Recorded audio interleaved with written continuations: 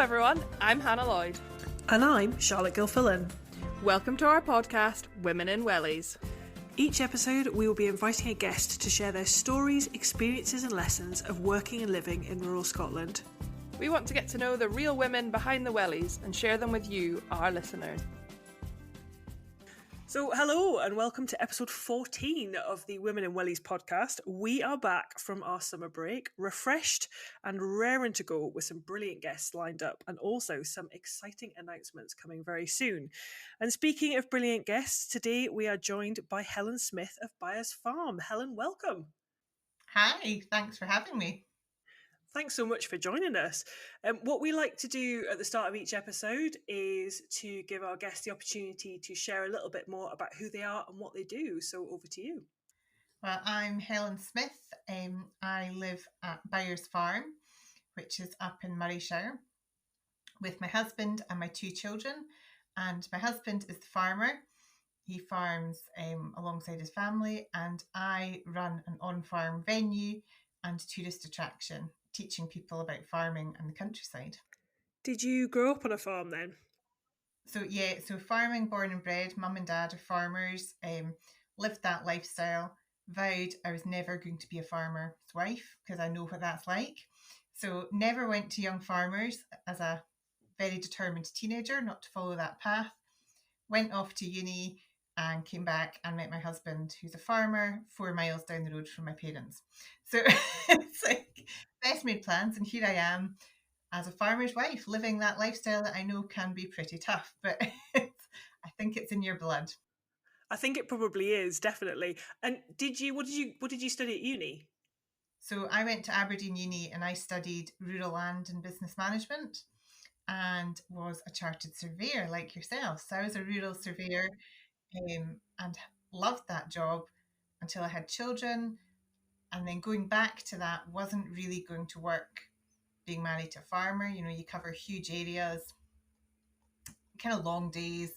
And well, Bill certainly wasn't going to get off a combine at harvest time to go and do nursery pickup because I'm off on a jolly doing something on the other side of Scotland. So kind of decided to have a career break until the children went to school, and not very good at doing nothing, to be honest, and ended up setting up this small little business which has grown and grown to what it is today. And the focus of that business is really centred around children, isn't it? Yeah, absolutely. So as I said, farming born and bred, did a rural degree, lived that rural lifestyle. My friendship circles were all children, were all rural people, and I didn't really appreciate how little people knew about farming until I had children and my friendship group changed. I started going to baby groups, and these people hadn't come from a farming background, and they would come for a play date at the house with the kids, and they were just amazed at that lifestyle I had, you know, bottle feeding pet lambs, which can be a horrific job on a farm when you've got to feed them. But the novelty factor to the non-farming people just amazed me, and their thirst for finding out about what we did on the farm. So we had a little garage in which to the public was a little barn outside our house, and a kind of side area of our garden, but to the public was a paddock. And we set up the fun farm, and I thought if I had 10 children a week came over the course of a couple of years, that would pay for the reinvestment to do up that garage into an outdoor playroom for my own children. So popped it onto Facebook, and in the first week I had a waiting list of 100 people. So that's where the business was born from, and it's just continued to grow and grow from that. And have you expanded your offering in view of that? Yes. So this started off as a tiny little shed and a tiny little paddock with 3 pygmy goats and I think 2 hens. That's what we had to start with. And that was not actually at Byres Farm. That was a farm a couple miles along the road.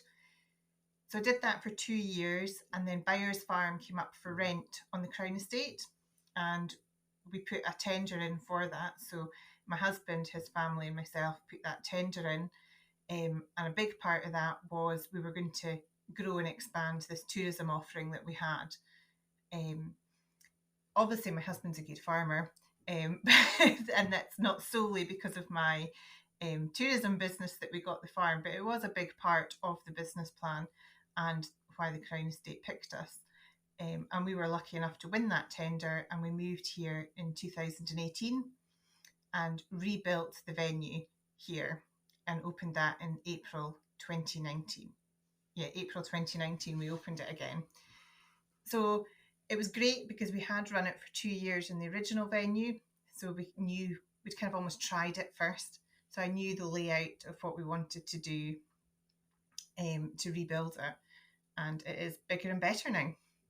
And what sort of things are you offering in terms of visits? Because I know you do things like farm tours, and then you have very kind of structured programs for different age groups of children as well, don't you? Yeah, so we're open every weekend through the year as a tourist attraction. So anybody can come during the year and buy a day ticket to come at the weekend.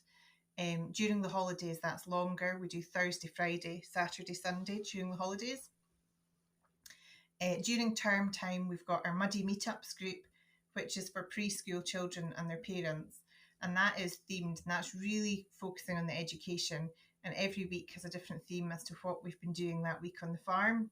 There's a craft activity linked to that, a story, and a sensory table. So really educating through fun and play. And the same with our day tickets. You know, when you come to the farm, you're learning by being on the farm. There's a very strong focus on education within that. What else do we do? We've got events throughout the year. So we do our big themed days. So we've got sunflower picking about to launch. We do Santa, we do autumn adventure days, dinosaur days, fairy days, Easter. And it goes as big and as crazy as your imagination can let it. That's kind of where the ideas come from. And then we do farm tours, whisky tours, and we hire the space for parties and corporate bookings as well. And in terms of the kind of wider farming enterprise, you grow a lot of malting barley, don't you?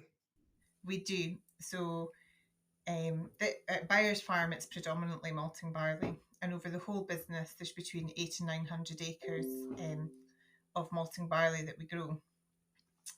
So all of that goes to Chivas.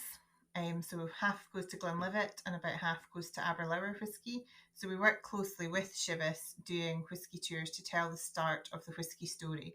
So we're not dishing out drams to everybody and doing whisky tastings, but we are taking them onto the farm and showing them the process of everything we do to produce the barley before it goes to the distillery. I think now more than ever, food literacy is so important, and consumers need to understand what goes into producing their food and drink. Yeah, no, absolutely. So there's a lot of, as you all know and you've worked with, there's a lot of moaning farmers out there that, you know, like to tell you the bad stories about farming and about consumer opinions and markets. But unless we get the public onto a farm, perceptions aren't going to change. And it's amazing what the public's perception is on farming and agriculture. And we take them on. We've got 6,000 pigs here that we have in bed and breakfast for Carrow Food Group.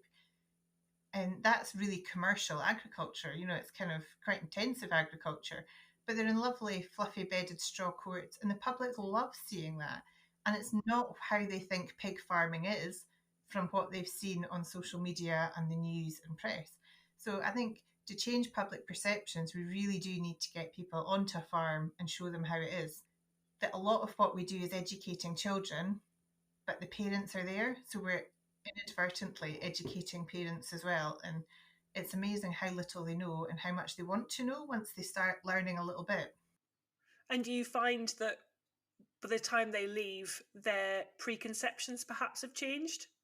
Yeah, you know, quite a lot. Like I'm not saying I'm going to convert everybody, but there have been a number of vegetarians that have come to the farm because of welfare reasons, and they've left not vegetarian. So I would call that a result, Helen.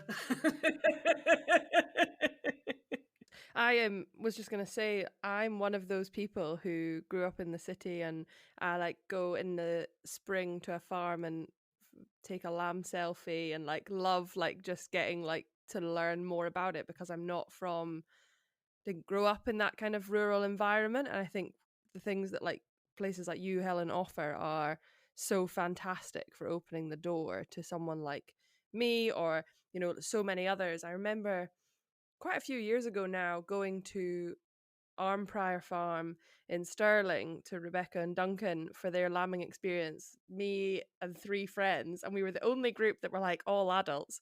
We were straight in there for the lamb selfies, straight in there to bottle feed the lambs, like, children, you can move aside. I came here to feed these lambs too. But we all learnt loads that day that we, you know, we wouldn't have known otherwise.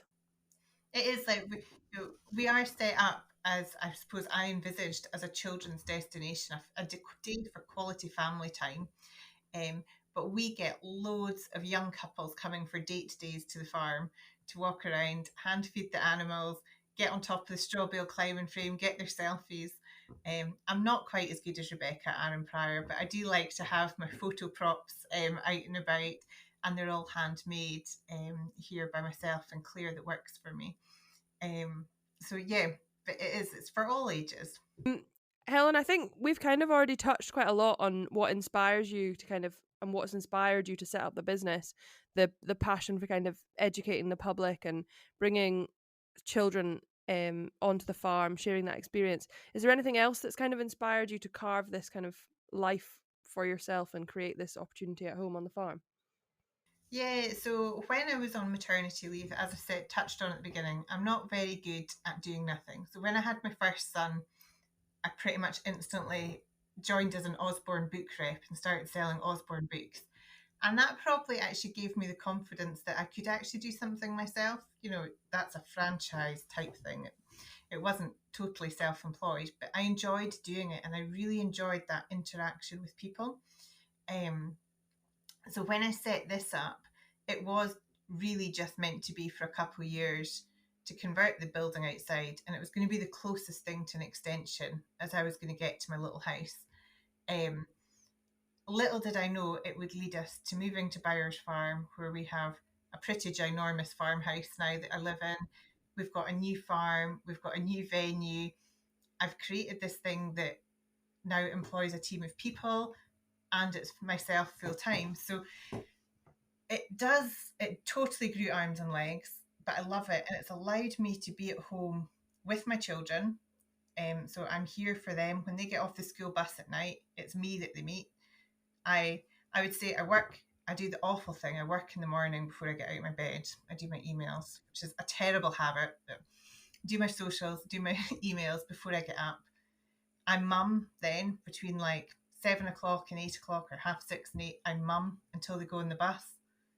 And then I go straight into work mode, and I work until 3 o'clock, 3:15 when they get off the bus. And then I mum until 7:30, 8 o'clock when they're in their bed. And then I'm back to work mode. So I probably work more than I would if I worked for somebody else, but I've created something that's flexible and allows me to be there for the kids. It also means that I'm totally flexible, and if Bill's moving livestock, I can be there to like stand in the gateway. If something breaks down, I can be the one that goes to go and get the spare parts. If they're working further away and they need meals taken out, I can do that. So it allows me to support Bill in the farming business and be involved with that as well. So yeah, that's probably been quite a big motivator to grow something that allows the flexibility to work from home. Although some people do deem it as, oh, Helen's at home all the time, she doesn't work, which is totally wrong. For anyone that's self-employed, yeah, knows you work more when you're self-employed than you do if you're working for someone else. Such a difficult preconception as well. I think people often think, oh, the farmers, they're all at home, and you're like, no, they're not. They're working really long days, really hard graft. Like it's definitely not easy, any of what you're doing. But I love that you've carved that space to like be mum and do this. And do you think, Helen, that setting up all this on the side helps make your farm more sustainable in the long run, and allow like even like the next generation, like your kids, to be able to consider farming as a career as part of your family farm? Yeah, so this is the way that we've structured it. It runs alongside the farm, but it is separate. So it doesn't subsidise the farm in any way. Neither of them subsidise, they stand alone to each other. But it's certainly, my kids are involved already. You know, my daughter, she makes scrunchies and sells them in the shop. We've got a little gift shop and coffee shop. My son, he picks up the horse poo and sells it to people for their gardens and bags. And he makes kindling and sells that to people. So it instills that entrepreneurship from a young age, and it has provided another avenue that can be, allows more families to be involved. If I hadn't had set this up, there wouldn't have been a job for me within the farming business. So it's allowed me to be at home. Mm-hmm. And I think what you've just told us there about your kids just demonstrates an entrepreneurial spirit that you see repeated across rural. You know, I think, Charlotte, you and I both have heard stories like this where it's like straight from a young age the kids are like getting stuck in like, how can I make my penny from this as well. And that entrepreneurial spirit goes on to serve you so well as in a sector that's so volatile and everyone has to adapt all the time. So, Helen, I'm really curious about what it's like working with family, because you've obviously built this farming business with various members of the family involved. What's it like all working together? We've all got our own niche, so everybody's got their own bit that they do, and we tend not to step on each other's toes. My husband he does most of the arable work on the farm, so he spends hours and hours and hours of the day by himself in a tractor. He listens to podcasts and business audiobooks all day and comes home with the craziest ideas, like the craziest ideas you can imagine. So some people think that what we do at Byres is pretty crazy. And to be honest, those are the ideas that get through the filter. You know? I sat next to Bill at a dinner on the Rural Leadership Programme. I've heard.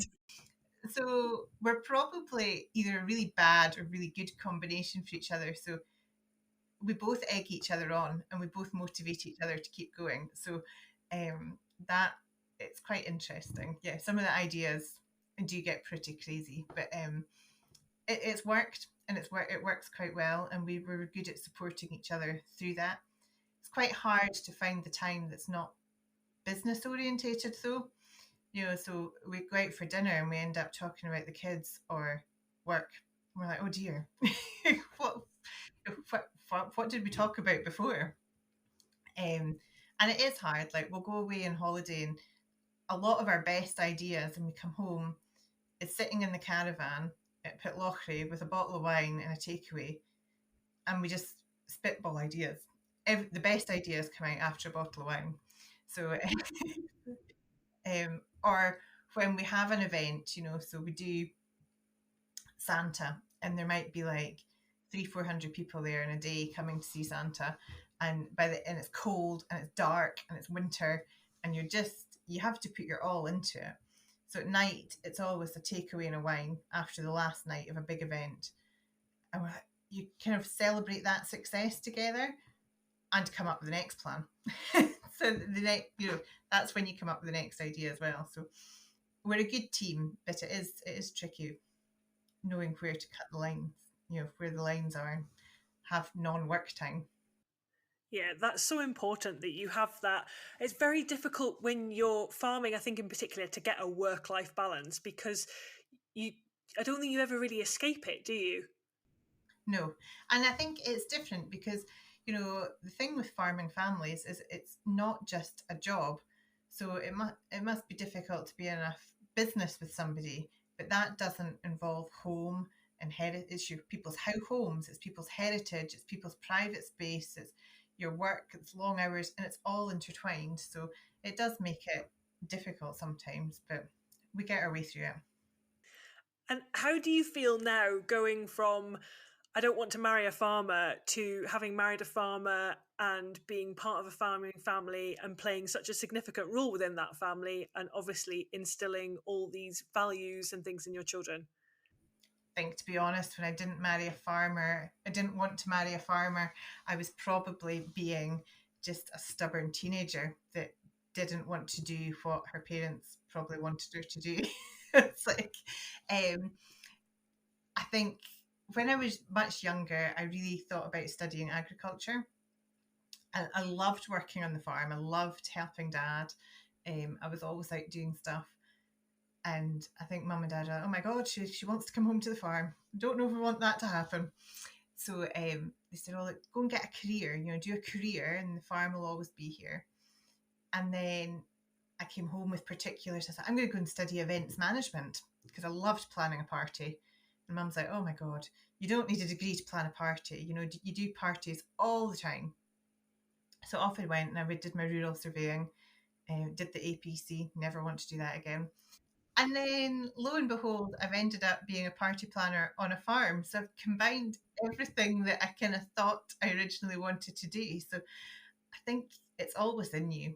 When you come from a farming background, it is a totally different way of life. And one of the things that I love about what we do here is that we're showing people that it is a different way of life, but anybody can do it. We've got a young girl that worked for us. She left school at 16. She's not from a farming background. And we took her on in the farm apprenticeship scheme. She's about to be 21 this year. And she's been with us ever since. And she's great. And she's a very integral part of the team. She's away doing a harvest down south at the moment, just for a bit of experience. And we're very much hoping she comes back soon. But Brianna's brilliant, and it just shows what I love about Brianna working here is it shows the public that you don't have to be born and bred a farmer, and anyone can be a farmer if they're given the opportunities. And we like giving people those opportunities when we can. It's challenging that stereotype, isn't it? It is. When Brianna drives past in a giant tractor with her long blonde hair and her giant manicured fingernails and waves at the customers, it's not what people expect, but she's very good at the job and, as I say, a very integral part of the team. I love that. Absolutely love it. And really important as well that in terms of the next generation, there's obviously this huge shortage in people coming through into agriculture. There is an aging demographic there. There aren't as many people. There aren't as many opportunities now to get into farming as there once was.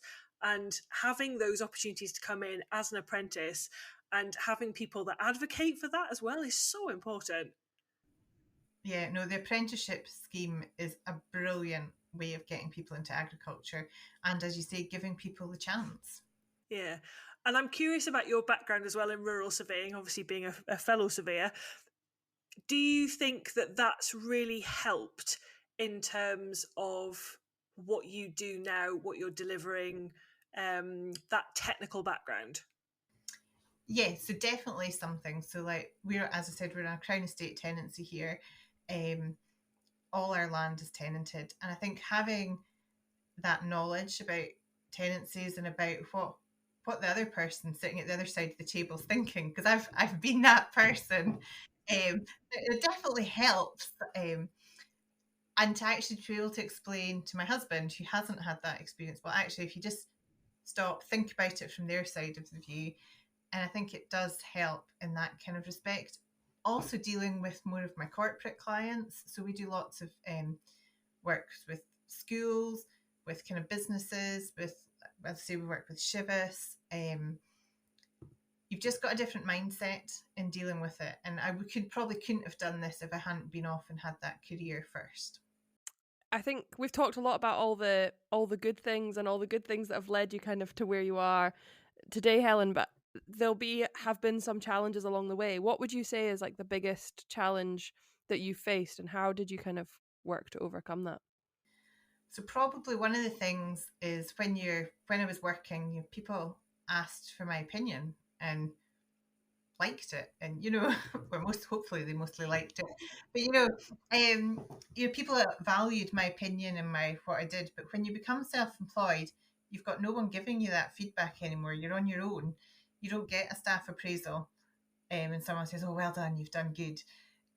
It's just you that has to tell yourself that, and it can be lonely being self-employed. As I say, we've got the family round about, but it's not a corporate structure. It's not that kind of support network that you have in a bigger workplace. So I kind of went and I've joined groups. So I joined Moray Business Women, and I remember going along to my first meeting thinking, I'm a fraud. I've just got this tiny little thing on the farm. I'm not real businesswoman. And then realised that's how every businesswoman feels. It's probably how every business owner feels. And I've been involved with that since I actually went to my first meeting in January 2020. What a rubbish year to start, So I went to one meeting in person, and then that was COVID. But I really got involved with that community and kind of joined in with their Zoom. I was a bit mean. I'd paid my subscription for the year and I've only got one meeting, so I was definitely going to do the Zoom calls. And then somehow ended up in the committee the following year. And then that's escalated. I'm somehow vice president this year. But I get so much from that support network and being able to talk to people. And as I said, realizing everyone feels the same. Everyone has that imposter syndrome that kicks in sometimes. And the other network that we're very involved with is the Scottish Agritourism group. So Go Rural, the consumer-facing brand, and Scottish Agritourism, the business-to-business side. And I've been the destination leader for that for the last 3 years. And again, Moray Business Women gives me the support in the kind of the businesswomen, but agritourism gives me the support within the actual sector itself. And it's a really friendly organisation. So, I would say anybody that's self-employed, working by themselves, setting up a business, get themselves into a group and some kind of organisation that offers that kind of peer-to-peer support, because it's brilliant and it does really help to motivate you. Yeah, I can't agree more. Like everything you've just said, I'm like, yes, that's like 100% the way. Because when I moved to Inverness in 2019, I joined Highland Business Women, and again, a bit like you, Helen was suddenly like, oh, I'm on the committee, and then pandemic came, and I reckon from what you've just said, we probably were on the same Zoom calls at various times through the pandemic, because I hosted a lot of them and kind of joint Highland Businesswomen and Moray Businesswomen ones. But that network of people who you feel can kind of like hold you and uplift you, but also that you can be open and honest and vulnerable with, to allow you to say, this is really difficult, this has been really hard, but also this has been amazing, and I'm delighted that I've kind of, achieved this today. But actually through some of the like tougher days, the corporate client that was going to bring you in X and hit your target didn't come through, or you've got a group of people around you who are saying, yeah, I also didn't win that client today, and it's rubbish, and I wish I had, and all of that. And I think it's so powerful. And we all, whether you work, like I work in a business, but I've still found those networks hugely valuable. And I think Moray Business Women, Highland Business Women are full of great women doing amazing things. Yeah. And push yourself out with your comfort zone is the other thing I would say. Like, sometimes it's terrifying. I am not the most confident person. Like, sometimes I really shy away from things and I have to push myself to just do it because it's the right thing to do. And the sense of achievement when you come out and you feel that you've done something like that you've pushed yourself to do, is worth so much more. So, a prime example is I was asked to judge the Highland Business Women Awards this year, which I did. And that's nice because I could do it from the comfort of my own home, filling in my little matrix form. And I did it, and that's great. And I submitted it. And then they've asked me to come to the awards. I was like, and I've said yes. And I'm actually going next week, and I don't know anybody going. And I'm absolutely terrified about it. But I know I'll leave feeling inspired, motivated, probably made some business connections. And it's a really good feeling at the other side of it. But yeah, I'll probably spend the next week feeling sick about it. There's some nice ones in Highland Business Women, I'll give them that. There are some nice ones. I know a few people who are going, but yeah, I'm sure it will be a good night for the awards. Helen, the other thing you mentioned on your form, and as Charlotte and I are both rural leaders, was that you also have done the rural leadership program. I think 21, 22, was it? Yeah, so I did it. Yeah, 21, 22. I would have done rural leader. It was great. So I had actually had the form for Rural Leader printed out every year for about 8 years before I actually did it. So I first printed it out when I was on maternity leave with my son, who is now almost 11. So I printed it out first time, and I was going to do it. It was quite expensive. I wasn't making money. Like, my Osborne book business was not booming. And I just felt I just couldn't leave. It was a lot of away time back then, because, you know, we were in Europe. You went to Brussels, and there was a lot of away. And my husband was so busy that he couldn't have the time to look after the kids. So, and every year I printed it, and every year there was the same hurdles. It was expensive. It was a lot of days away. And then 2020, I printed out the form and I thought about it, but it was almost the opposite problem. It was all online because it was COVID, and I'm like, I don't actually think I would get anything out of it because it's all online. I actually want to meet people. So when I did it 2021, 22, it was a hybrid version. I thought, this is perfect. It's meant to be. So I did. I put it in and I did it, and I loved it. And some of the connections I've made from that are amazing.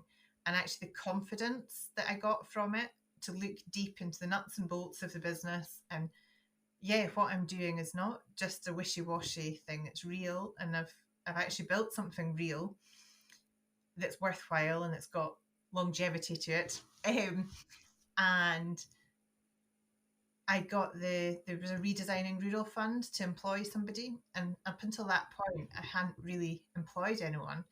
And actually what was holding the business back was the fact that there was only one of me, and there's only so many ways you can cut yourself. So I applied for the redesigning rural fund, got the money, and employed my first person full-time for 10 weeks, which actually meant I had to have somewhere to put them.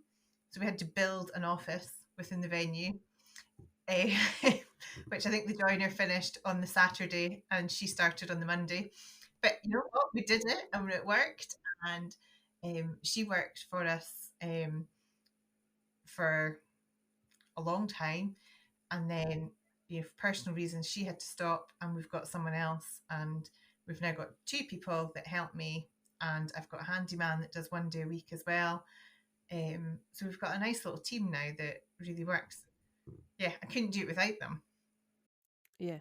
And it's amazing, isn't it, how something that you felt was a big, probably felt a big challenge that you were going to have to delegate, let go of responsibility. And now it's actually game changing for the business, takes you to the next level, gives you the freedom and the chance to do things like be vice president of Moray Business Women, which no matter how efficient you are is always going to take time out of your day. And because you've got a team that you can rely on, you're able to do other things as well.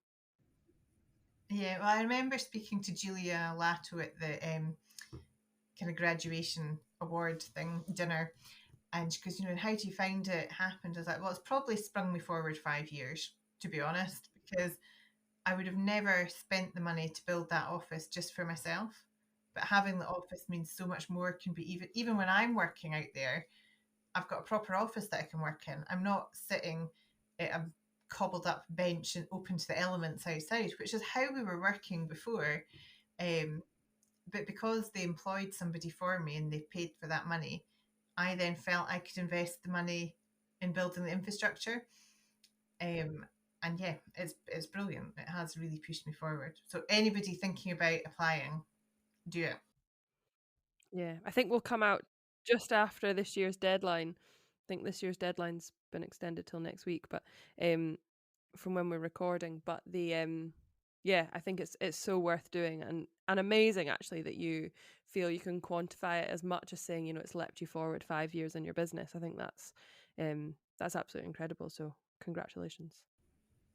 And it's so inspiring that my husband did it the following year with you guys. So yeah, he was with us. The poor man, hey. Helen, one of the things that we always ask all our guests is what your advice would be for the next generation of rural women in Scotland. What would yours be? Well, one, do the rural leader.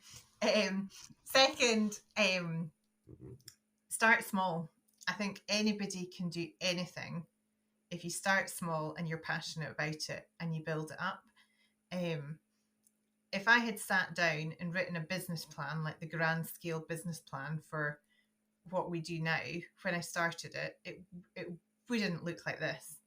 But we started small, we listened to the customers, and we grew according to demand.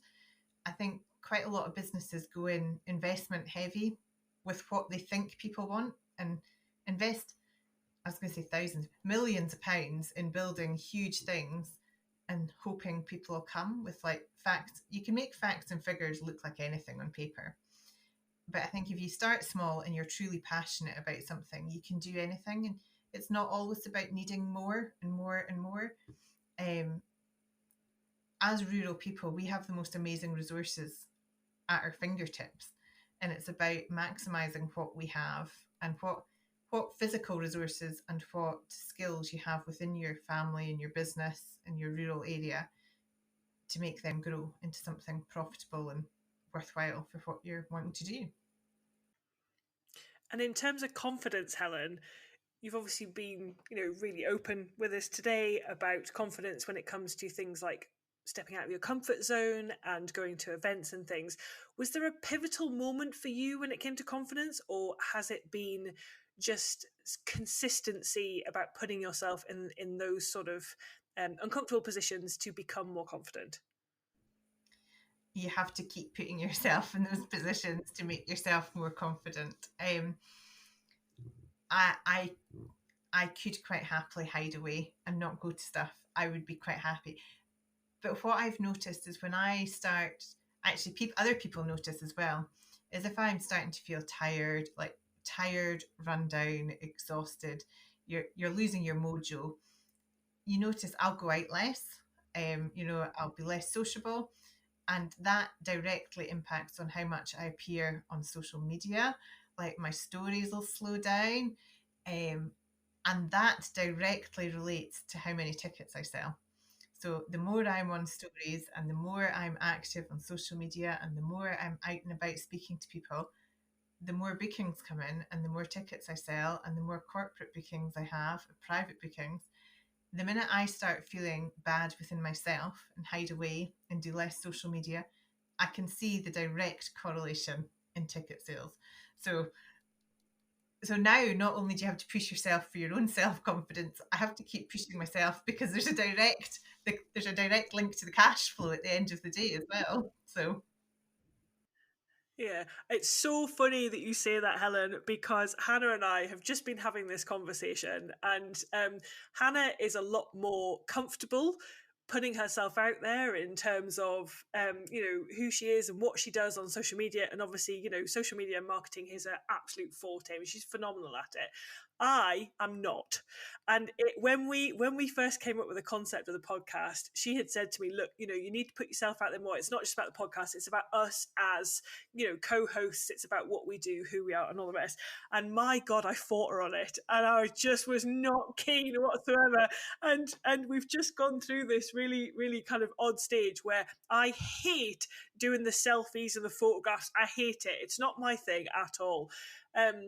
But we've just discovered that actually I love doing videos, and Hannah hates doing videos but loves doing all the selfies and everything. So we have this great balance now about who's going to do what and stuff. But Helen, your social media, I really like it. It's so engaging. It's so down to earth. It's really personable.